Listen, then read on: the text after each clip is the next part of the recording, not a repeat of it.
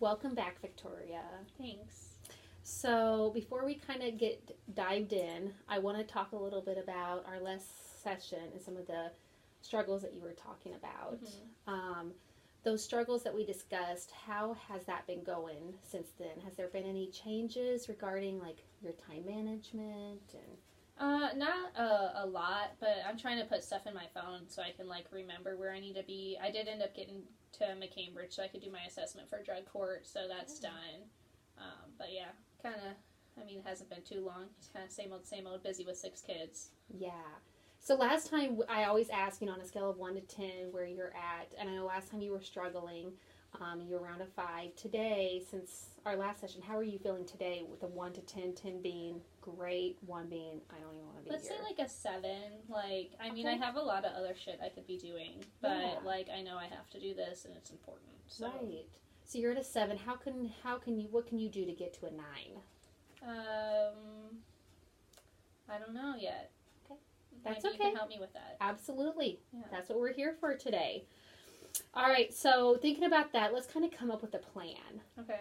Kind of how to get you at the 9, because I know part of your struggles, from what I understand, is your stress level because of time management. Yeah. With 6 kids and working. There's just not enough time in the day. Yeah. So what ideas do you have that can kind of help with that? Maybe having other people help me out to do some of the stuff that I don't personally have to do, like delegating some of my stuff. Yeah. I think using my phone as a calendar is like working pretty good to remind me to go places. Okay. So keep doing that. So what I'm hearing is kind of setting up a support system too. Yeah, because Kind of it is like just me, and like look where that got us. Like Right. trying to do 6 kids by yourself, like of course you're gonna get tired and worn out, and then bad things happen. Yeah. So Yeah. And I think it's great that you can realize that and you recognize I can't that. do it by myself. I had my Right. husband up until a year ago, and now I don't have him anymore, and I realized like, wow, we really did used to split stuff up, but now I have to do all of it. Mm-hmm. Well, I'm glad that you can recognize that, though. Yeah. That's the first step. So, okay, good. So, supports, organizing things is what I'm hearing you say. Stay more organized. Yeah. Like on your calendar. Do you do well with a written calendar, or do you prefer your phone? Probably just my phone. There's too Okay. much stuff I'm already carrying around. Yeah. Like, you got Junior's diaper bag, Arceli's diaper bag, all those different diaper bags. So, Absolutely. pretty wild. Okay. Well, good. So, we know your children were put in care because, like you mentioned, you lack of support, which led to some behaviors that probably weren't the safest for your kids. So, kind of summarize a little bit of the other problems during that time when the kids came into care. Well, we just went straight from, my husband running the business and me being a stay-at-home mom till when he got deported, then suddenly I had to run the business and take care of the kids, and that's a lot. And then I didn't have any support. A lot of his family kind of stopped coming over a lot because he wasn't here, so I just stopped having anyone to help me. And so then I thought, meth will help me stay awake longer to do all my stuff, which it did, but I guess you can't do meth when you have kids. Yeah. So, the reason of the usage is because you said you felt were overwhelmed and you needed something to help you. Yeah. How are you doing now with, like, your mental health as far as that goes? Like, your ability to, like, stay focused or calm? Well, right now I think it's fine because the kids aren't home, so it's like I know when I'm going to be with them, I can be with them fully, but I am stressed for when they come home. I'm going to have them 24 hours a day, so how will I get these other things like McCambridge done? Like right now it's easy because Teresa has them. So I don't know what I'm going to do once they come home, but Right. I don't know yet. So would it be fair to say if we set up some supports, professional supports to help you with that mental health too? Oh, to yeah. kind of stay calm and know how to deal with stressful situations when your kids are home? Would that be helpful? Yeah. Okay. Yeah, so I guess we can fit it into the schedule. Right. Yeah. Because you already have a busy enough schedule. So let's kind of brainstorm that a little bit together. Okay. So what are your ideas with that? Because, with therapy, it might be once a month, once every 2 weeks, whatever your need is. Yeah, obviously, like, a lot of bad stuff happened to me before, too, so I probably needed to go to therapy even before this, so I can be okay with doing that, but maybe putting it off till after I finish my drug court stuff, because there's too many appointments. Like, I can't do 8 programs at once. Sure. Would you be interested to see, maybe get an assessment done, like a psychiatric assessment? Because when you mentioned that the meth helped you stay awake and stuff, and more focused, have you ever had a psych evaluation? I don't think so. I don't think I have. I always figured I'm bipolar or something, but... Is that something you're interested in that maybe we can help you with? Yeah, I mean, if we can figure out how to fit it in the schedule and I can pay for it, yeah. Okay. Yeah. Okay, good. Good. Is there anything else that you feel that we can help you with as far as getting stuff done now and prepare you for when your kids get home? I mean, I know that they're going to need winter clothes because they're all growing and we don't have clothes for them right now. So trying to figure out, like, all the stuff that I need. While I was in jail, people, like, came into my house and took most of my stuff. So I, like, need beds and I need sheets and I need clothes and I need food. Like, I'm fine taking care of myself right now, but 1 versus 7 is a lot different of the stuff that you need. I can't imagine the way that feels. Yeah, just to come home and somebody's looted all my toilet paper. Yeah. So. Yeah, that must feel frustrating. Yeah, especially, like, those people are supposed to be friends. Yeah. But they're just tweakers. So. I'm sorry to hear that. Yeah, it is what it is. Yeah. But moving forward, we'll support you in that. Okay. And we'll make sure we can help you be prepared when they come home as far as their items, too. Okay. Because we have agencies and different connections. Okay. Okay. So I want to ask you something. If you could have, like, a perfect world, what would that look like for you? I'd be able to, like, be there when my kids get home from school every day and really spend good time, quality time with them, eat dinner with them, put them to bed every night. Mm-hmm. I wouldn't be stressed all the time.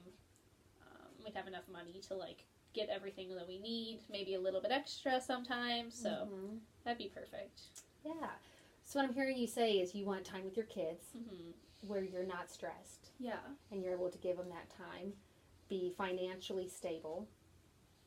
Yeah, I want to be stable and I want to be stable for my kids. Yeah, absolutely. That's amazing, though. I mean, that's what your kids need and that's what you need. Right. You know, and I think that is doable, especially, you know, when your kids come home. We can work towards that. Yeah, like, I'm ready to go, whatever we need to do to get those kids home and have them safe here. Yeah, absolutely. That is our goal as well. Okay. So, very good. So, you know, listening to you, I hear so many good things about you. You know, one is that you love your children and you have the drive and the will to do whatever it takes to get those kids back. Another thing is that you recognize a lot of things that you can work on, you know, and I think that's amazing. I mean, sitting here talking to you, you pretty much set your own goals, which is phenomenal. I mean, I know what I need. Yeah. Like, and everybody else is trying to tell me what I need too, so. Right. But you have the strength to recognize it and want it, though, and that drive. Yeah. So that's good. And another strength is your work ethic. You're amazing. You know, you work hard. Yeah. You meet your kids. You want to meet your kids' needs. You know, their physical needs, their, you know, food, nutrition, all of that. Yeah. Nobody can say I don't grind. Yeah? Yeah. I work hard. You do grind. They can talk about me, but I work hard. Yeah. You absolutely do. You provide for your family. And that is such a good strength. Okay, so our last part. Do you have any other questions, though, before we get... No. Any other goals that you want me to do? Well, we'll talk about that. I think you did great on setting them yourself. You know, and that's the thing. When we work with families, you know, this is your life, right? And we want you to want to change or make those changes. You know, this isn't my life or someone else's, you know. And so it's really important that you set these goals for yourself. Okay. So we'll kind of go over, and if there's anything I can think of, I'll kind of discuss them and kind of talk about responsibilities. Okay. Like what you're responsible for and what I'm responsible for. So we know those ahead of time, so Yes. you can't say like that I didn't know or you didn't know. Right. Yeah, Okay. we'll have our own responsibilities in these goals. Okay. So I'll really help support you. Those are kind of my responsibilities and how I'm going to support you. Okay. Okay? Yeah. That sound okay? Sounds good. Okay. So I kind of jotted down a little bit. When I hear you say support, I think that should be a goal. Okay. To build that natural support, right?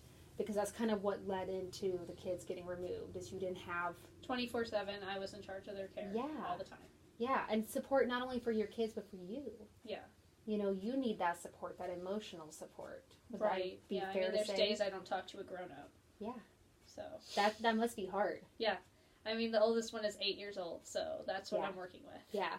Okay, good. So would that be a good goal to start with? Yeah. Okay, perfect. So what do you think, what action steps do you feel we could do to kind of, to be successful in your part of setting up that goal? I mean, I don't even know, how do adults make friends? Okay.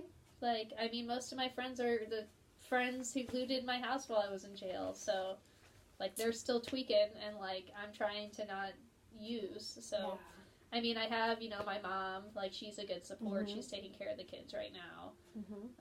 but I'm not sure about a lot of my friends, they're kind of iffy. Okay.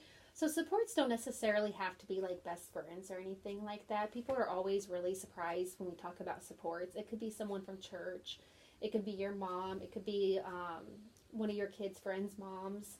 It can be anyone like that. And we'll talk about personal supports and professional supports. Okay. So one of the things I want you to do as a responsibility is kind of make a list. Think about that. Okay. And remember, it doesn't have to be your friends or anything. It could just be a list of who you feel you would trust, right? Okay. For supports.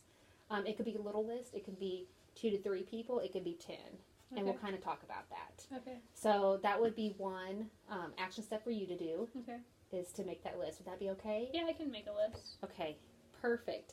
And I know at the beginning we talked a little bit about domestic violence. Because I've had different relationships in the past with domestic violence. Yeah, which kind of goes into supports. Right. Right, in relationships. So one thing that I want you to be able to do is utilize that coping plan that we came up with Okay. at the beginning. Remember the session that we Yeah. had? Okay. And attend all your therapy sessions. Okay. So that would be a really good one. And the therapy, that would be a really good professional support. So Yeah. make sure you're utilizing those professional supports. Okay. Would be a goal. Does that sound okay? Yeah, that sounds good. Okay. And then also learn how to identify red flags, and we'll talk about that more. What do you know what a red flag is? Just like showing you that maybe this person's not a good person to trust. Right. And we'll kind of talk about what red flags look like in like your previous relationships, and kind of learning how to identify them. Is that something that you'd be okay? Yeah, especially like, I mean, my old friends, probably there were some red flags there, so to make new friends, I need to figure out how to not find bad ones. Yeah. Just build those healthy relationships. Okay. So that's something that we can definitely do. So something that I will help you with is identifying those red flags. Okay. Okay. That's, I think, something that's really important in relationships. So kind of work on relationship building and identifying those. As well as I'm going to kind of help keep you accountable for those appointments Okay. with your professional supports. Okay. Okay? Yeah. Do I need to get like a release of information? If you could, that or would something? be great. Okay. Yeah, with them. Okay. Yeah. Yes. Yeah, I'll try to remember. Okay. Yeah, because one of our previous appointments, we talked about that. Okay. You know, your rights and everything in HIPAA. So we want to make sure that whatever we talk about stays between us as well. Mm-hmm. And if I would ever need information, I would need that release with them too. Okay. So, and if they release anything, you know, to me, we'll have to make sure that we write that down. Okay. So you kind of know too. Okay. Okay. Kind of like when we talked about that trust, we have to be able to do that with one another. Right. Yeah. And have that kind of open relationship so you know what's going on as well. Okay. Okay? Yeah. Okay. So another one I want to talk about and touch upon is, because we've done the supports, your mental health, that'll fall into the supports as well. But one of the leading causes for the kids to come into care too is kind of the environment. Right. You know? I mean, yeah, they said that I wasn't feeding them and stuff. I mean, my kids were not hungry. Right. They just, if it's been 2 hours since lunch, they say that they're starving to death and they've never eaten before. Yeah. So. I understand that. Yeah. They were not starving. Just because I was doing drugs doesn't mean I didn't feed them, but yeah. If that's what they want to say in the affidavit, we can move from there. Yeah. So, but one thing I notice about you, and that's a strength, is you really like orderly stuff too.